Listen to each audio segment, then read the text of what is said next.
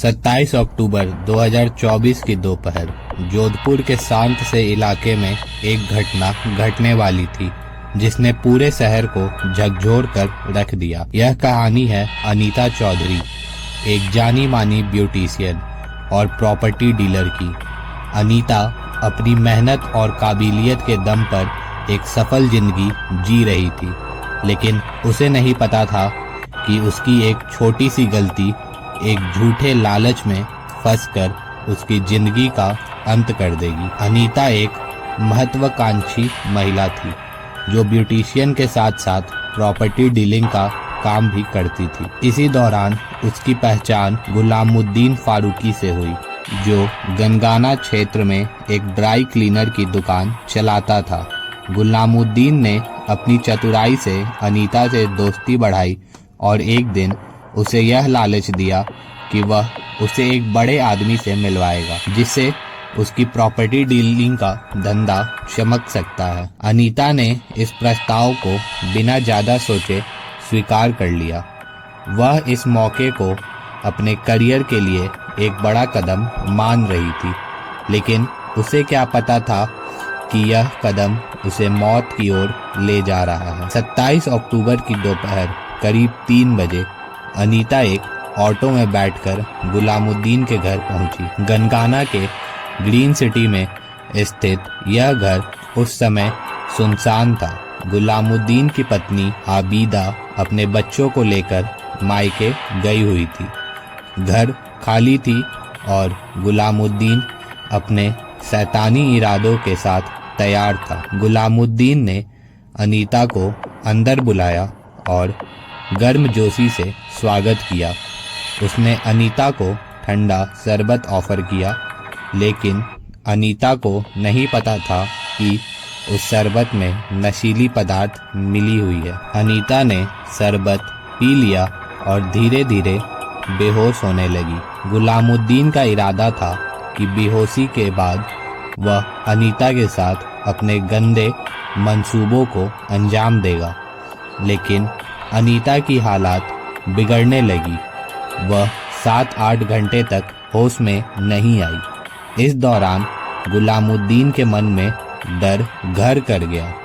उसे लगा कि अगर अनीता मर गई और यह मामला बाहर आ गया तो उसकी जिंदगी तबाह हो जाएगी।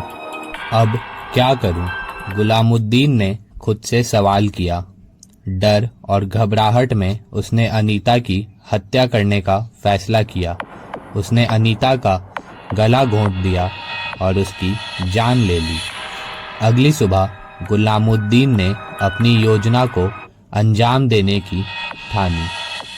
उसने घर के बाहर 10 फीट गहरा गड्ढा खुदवाने के लिए एक जेसीबी मंगवाई।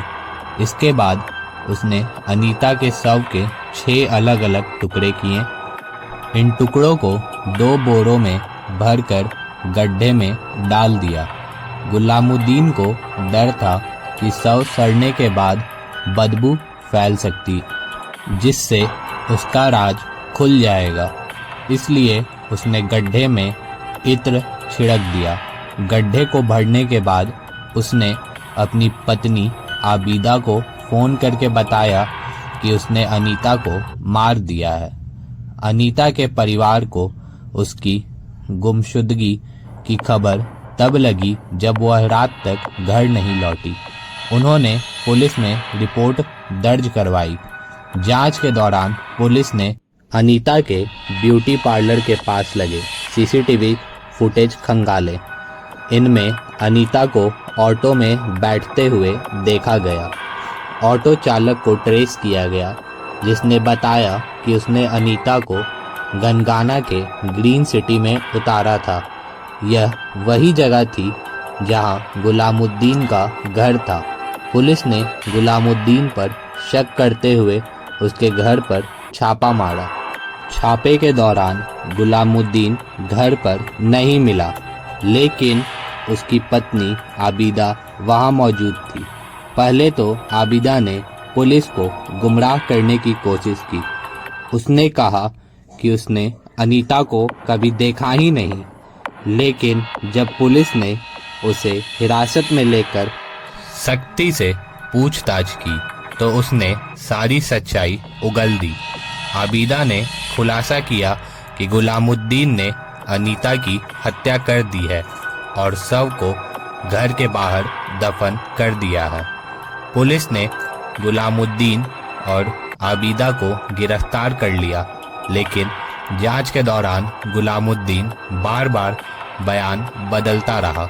उसने कभी कहा कि उसने लूट के लिए हत्या की, तो कभी कहा कि उसने अनीता को धमकाने के लिए बुलाया था। हत्या का सही कारण सामने नहीं आ रहा था। परिजनों का कहना था कि अनीता उस दिन ज्यादा आभूषण पहनकर नहीं गई थी। उनका मानना था कि हत्या के पीछे कोई और गहरा राज है। पुलिस ने गुलामुद्दीन के घर की तलाशी लिया। अनीता की हत्या ने पूरे जोधपुर में सनसनी फैला दी। लोग तरह तरह के कयास लगाने लगे। क्या यह सिर्फ लूटपाट का मामला था या इसके पीछे कोई व्यक्तिगत रंजिश या गहरी साजिश थी? 14 दिन बाद भी अनीता के शव का पोस्टमार्टम नहीं हो पाया था। पुलिस अब तक हत्या का सही कारण पता लगाने में नाकाम रही थी। लेकिन एक बात तय थी, यह घटना समाज के लिए एक बड़ी चेतावनी थी कि लालच और धोखे का अंजाम हमेशा भयानक होता है। सच चाहे जितना भी छिपाने की कोशिश की जाए, एक ना एक दिन सामने जरूर आएगा। धन्यवाद।